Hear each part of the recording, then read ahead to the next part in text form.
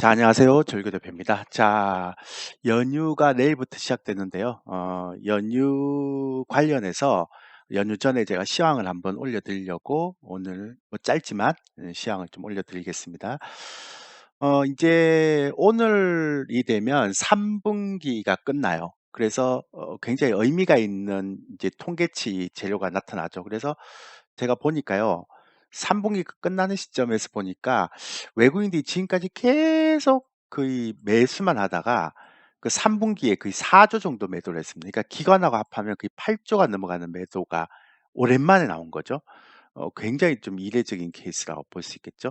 저는 이제 나중에 이제 뒤에 가서 말씀드리겠지만 이걸 어떻게 보는가에 대한 것들은 후반부에 제가 전략하면서 다시 설명드리겠지만 아 이렇게 갑자기 이렇게 매도가 확 전환되는 거는 굉장히 좀 주의 깊게 봐야 된다라고 말씀드릴 수 있겠죠. 코스닥도요.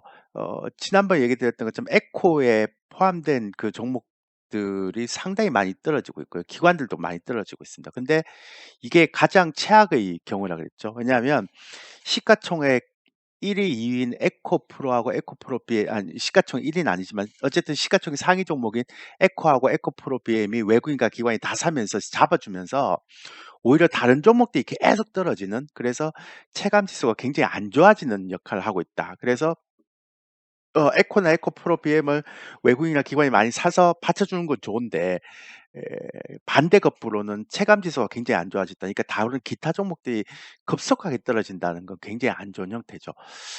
그리고 이제 선물 오늘 오전 기준으로 보면 외국인들이, 그러니까 롤오버 6,800 계약에서 28,000 계약 해갖고 이제 그 35,000 계약까지 예, 누적이 쌓여 있는 형태입니다. 근데 제가 예전에도 말씀드렸지만 롤오버 포함해서 한 5만 계약 정도까지 가면 맥스인데 지난번에도 5만 계약에서 돌렸잖아요.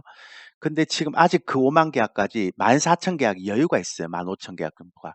그래서 이것도 이제 조금 더 봐야 될 필요가 있고요. 그리고 항상 그런 건 아니지만 6만 7만 계약까지 매도가 나오는 경우도 있습니다. 아주 이례적인 경우지만. 그래서 어쨌든 간에 그것도 봐야 된다. 그리고 제가 특이하게 계속 얘기했던 건 곧버스인데요. 지금 외국인들은 선물을 매도를 하고 있고, 그러니까 원래 시장을 하락하게 되면 하락 상품에 베팅하는 게 외국인들은 선물을 베팅하고요. 그 다음에 그 금융투자는 곧버스를 베팅합니다. 그런데 이번 3분기에는 금융투자는 곧버스를 매도를 많이 하고 있고요. 아까 말씀드렸지만 외국인들은 선물을 이제 많이 매수합니다. 그래서 그런 식으로 해서 이제 시장 하락에 해지를 하고 있는 거죠. 그러니까 하락을 시킬 때 이익을 실현시킨다라고 보시면 되죠. 제가 연도별로 봤을 때 그 외국인 그 계속 이 얘기 드렸잖아요.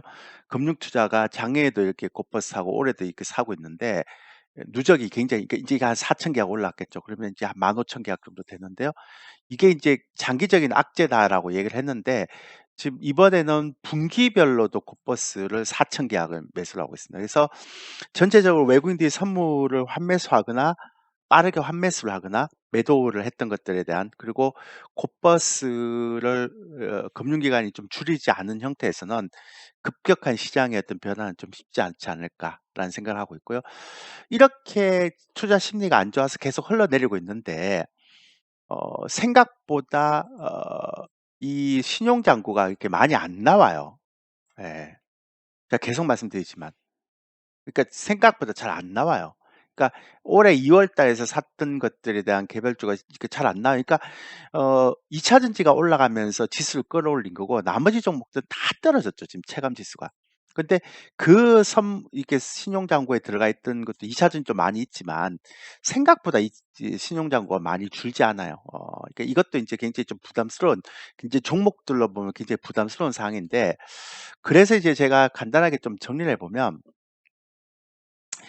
제가 제 예상보다는 굉장히 생각보다 지수가 빨랐어요. 그러니까 저는 어 한 10월 첫째 주 정도에서 아마 하락 변동성이 크게 나올 것이다라는 얘기를 계속 3주 전부터 했잖아요.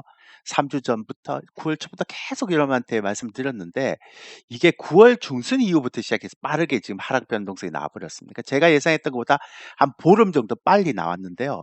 그래서 제가 이전에 제시한 지수 밴드가 2,600선 초중반 못 들어올 것 같다. 그리고 2,400선 중후반까지 내려와야 될 것 같다라고 얘기를 계속 드렸는데 이건 또 3 개월 전부터 얘기 드렸죠. 근데 제가 얘기했던 지수 밴드인 하단에 지금 도달해 있는 상황입니다. 그래서 지금부터는 굉장히 중요한 이제 시점이다. 그러니까 하단을 깰지 아니면 다시 상단으로 올라갈지에 이제 갈림길에 들어 있고 그게 아마 10월 달 증시에서 판가름이 날 거다라고 말씀을 드리고 싶습니다. 그리고 제가 이것도 제가 9월 초부터 계속 말씀드렸잖아요. 개별주 재미없고 다 재미없는데 유일하게 파생만 재미있는 장세다. 이렇게 얘기했는데 보세요. 그러니까 엇박자 나는 사람을 제외하면 진짜 단기 추세를 보는 사람들한테는 정말 파생이 재밌죠, 지금은. 그러니까 저희는 이제 앞으로 그러니까 유튜브 멤버십을 하더라도 파생은 한 3-4% 30% 이상은 꼭 비중을 갖고 이제 유튜브 멤버십을 할 건데 만약 파생을 못 하신 분들은 곧버스라도 사야 되죠. 그래서 항상 그래 왔기 때문에 그래서 주식 70% 그다음에 곧버스나 파생으로 해지하는 건 30% 이렇게 제가 항상 이제 앞으로도 계속 그렇게 이제 유튜브 멤버십을 하면 할 건데 어쨌든 지금처럼 이런 장에서는 주식 비중 줄이고 파생 비중 늘려야죠. 벌써 이제부터는 좀 파생이 어떻게 될지 모르겠습니다만 왜냐하면 박스권 저점에 딱 와 있기 때문에 여기서 이제 반등이 나올지 아니면 이 박스권 저점이 무너질지는 이제 10월 초에 봐야 되겠죠. 첫째 주가 가장 중요한 거니까.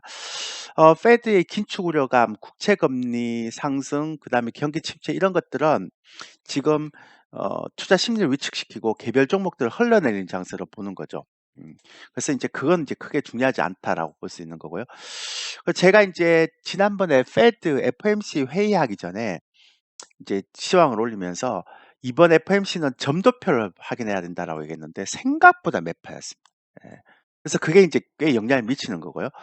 그다음에 또 제가 여러분한테 말씀드렸던 것 중에 하나가 인제 어 그전까지만 "주식 비중 절대 많이 가져가면 안 된다 지금은." 그래서 적절하게 주식 비중을 여러분들이 좀 유지해서 가야 된다라는 얘기를 계속 여러분한테 말씀드렸죠. 그래서 한 5-60%를 넘어서면 안 된다. 지금 그런 장 아니다. 특히 주식은 재미가 없기 때문에 트레이딩하면 안 된다라고 얘기했죠. 그런데 주식 비중 한 60에서 40 현금 비중 40%가 가장 적절한 것 같고요. 제가 이제 수정된 매매 전략을 할 때 지난번에 한 말씀을 드렸는데요. 10월에 추가적인 하락을 하게 되면 새로운 주도주를 선별해서 이제 저가 매수를 시작해도 될 것 같다라고 저는 생각하고 있고요. 물론 인제 가는 종목만 가겠죠. 보시면 이제 새로운 주도주라는 건 뭐냐면 막 시장이 떨어지는데도 불구하고 이전의 저점을 깨지 않고 막 끈적끈적하게 견디는 종목도 있어요. 이런 종목들이 인제 시장이 바닥 잡을 때 거래가 팍 터지면 새로운 주도주가 되죠. 그리고 2차 전지에 대한 핵심 종목 6 개 제가 지난번에 말씀드렸잖아요. 에코가 저점을 잡았다고 해서 다른 2차 전지 주도주가 저점을 잡는 거 아니라 그랬죠. 저점 잡는 시기는 다 다르다고. 그래서 저점 매수의 포인트별로 잡아서 분할 매수하는 이 두 가지 전략을 할 거고요. 어 제가 지난번에 말씀드렸죠. "2 차 전지가 종목별로 저점 구간이 모두 다를 수 있다." 이렇게 말씀을 드렸잖아요. 그다음에 이제 10월 달에 제가 멤버십을 하면 또 얘기하겠지만 10월 달 증시 흐름에 따라서 내년 연말하고 1 분기에 이제 시장에 대한 방향성이 결정되기 때문에요.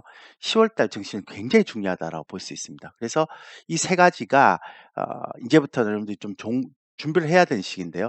제가 이게 무슨 얘기인가 하면 이 보시면 아시겠지만 그러니까 에코프로가 이렇게 바닥을 이렇게 잡는 사이에요. 그러니까 보통은 예전 같으면 에코가 이렇게 바닥을 잡으면 다른 2 차 전지도 다 바닥을 잡았잖아요. 근데 포스코 퓨처엠은 계속 바닥을 이번 주부터 이제 본격적으로 하락을 하고 있고요. 포스코 홀딩스도 이번 주에 막 떨어지고 있죠. 급락을 하고 있죠. 그러니까 에코프로하고는 다르잖아요. 심지어 에코하고 에코프로 BM도 달라요. 지난주에 거치다가 이번 주에 급락을 하고 있잖아요. 급락까지는 아니지만 그 저점을 깨고 있죠. 그래서 지난번에 얘기드렸지만 에코하고 에코프로 BM 에코가 이게 예전 2차 전지가 상승할 때는 에코가 바닥을 잡으면 에코프로 BM도 바닥 잡고 포스코 홀딩스 잡고 뭐 포스코 퓨처에 다 잡다 그러는데 이젠 그런 양상이 아니라는 게 이제 분명히 알 수 있죠. 그리고 어 전자가 그나마 잘 잡아 주고 있는 형태인데요. 제가 계속 말씀드렸지만 전자가 좀 잘 잡아 주고 있는 형태긴 한데 어 글쎄요. 제가 볼 때는 전자도 2차 전지보다는 잘 잡아 주고 있지만 제가 보는 형태의 흐름에서 보면 전자도 그렇게 이렇게 세다는 느낌은 안 들어요. 물론 인제 나중에 지지를 해 주는 역할을 할 수는 있을 겁니다. 그래서 저항대는 여기고요. 지지 라인은 여기라고 생각을 하시면 되고요. 이 사이에서 왔다 갔다 하겠죠. 근데 아직까지 전자에 대한 실적 이런 것들이 시장에서 그렇게 자신 있게 막 시장이 그걸 막 요구하고 있는 상황이 아니다 보니까 이렇게 흘러내리는 형태의 흐름이 나올 수 있는 겁니다. 그러다가 네이버, 카카오도 못 잡아 주고 있잖아요, 지금. 그러니까 시장을 잡을 수 있는 여건이 안 되는 데다가 예전에는 조선주라든지 어 반도체다 이런 것들도 잡아 주고 했었는데 지금은 그런 형태도 없죠, 다 보시면. 그러니까 대부분 다 보면 한미도 그렇고요. 다 떨어지고 있습니다. 그러니까 약한 모습을 보여주고 있죠. 그래서 10월 달도 굉장히 큰 중요한 어떤 변곡점이 될 것 같고 그다음에 가장 중요한 건 지금은 제가 계속 말씀드리지만 절대로 주식 비중을 많이 올릴 필요가 없다. 그 대신에 10월 달은 정말로 새로운 주도주를 선별해서 저가 매수를 시작하거나 이렇게 이런 방법을 시작하거나 그다음에 2차 전지 핵심 종목 6개 중에서 각각의 저점 가격을 잡아서 분할 매집을 하거나 그런 전략으로 가는 게 좋을 거라는 생각을 하게 됩니다. 또 한 가지만 죄송한 얘기를 드리면 제가 또 올릴 건데요. 유튜브 멤버십 방송 굉장히 많은 분들이 지금 "언제 하냐."고 계속 제 기존에 와우넷에서 제 방송을 들었던 분들이 "언제 하냐."고 계속 물어보시는데 이용하는 거 쪼끔만 더 늦춥시다. 제가 5일 날 한다 그러니까 승인은 됐고요. 다 지금 이제 내일이라도 당장 시작하면 되는데 쪼끔만 더 늦출게요. 그러니까 10월 10일 날로 늦출게요. 왜냐하면 시장 상황을 제가 첫 주에 좀 보고 해야 될 것 같아요. 예. 왜냐하면 이게 시장이 안 좋을 때 멤버십을 해 봐야 죽지 않잖아요. 그래서 저는 개인적으로 10월 달에 바닥 잡힌다고 생각하고 있는데 어쨌든 10월 첫째 주만 보면 대충 답이 나올 것 같아서 그래서 연휴 다 끝나고 10월 한글날 끝나고 10월 10 일부터 제가 유튜브 멤버십 방송을 시작을 하도록 하겠습니다. 그전에 연휴 끝나고 나서 이제 유튜브 멤버십 방송 어떻게 진행할 것인지, 가격은 얼마인지, 가입은 어떻게 하는지를 영상으로 제가 올려 놓을게요. 죄송합니다. 제가 4 일로 한다 그랬는데 계속 제가 미뤄 지난번에도 그런 거 물어도 "왜 9월 달에 한다 그래 놓고 왜 10월 달로 합니까?"라고 이제 물어봤는데 아무리 봐도 9월 달 시장이 안 좋을 것 같아요. 그러니까 시장이 안 좋은데 유튜브 멤버십 방송을 하겠습니다 그러면 여러분들한테 에 그 돈만 저한테 내고 막 그런 거잖아요. 물론 파생하신 분들이 많지는 않기 때문에. 그래서 어쨌든 간에 그래도 싸게 잡을 수 있는 시기가 됐을 때 유튜브 멤버십 방송을 하는 게 그래도 이게 전문가로서의 어떤 제대로 된 마인드다라고 생각해서 제가 시장이 안 좋을 땐 최대한 제가 좀 연기를 해서 한 10월 10일 정도면 제가 생각하는 거의 아마 시장의 어떤 방향성 이런 것들이 나올 것 같습니다. 그래서 죄송한데 이왕 기다린 거 10월 10 일까지 한 번만 더 기다려 주시기 바라겠습니다. 자, 여기까지 하시고요. 연말 연시 잘 보내시고 10월 달에 또 뵙도록 하겠습니다. 감사합니다.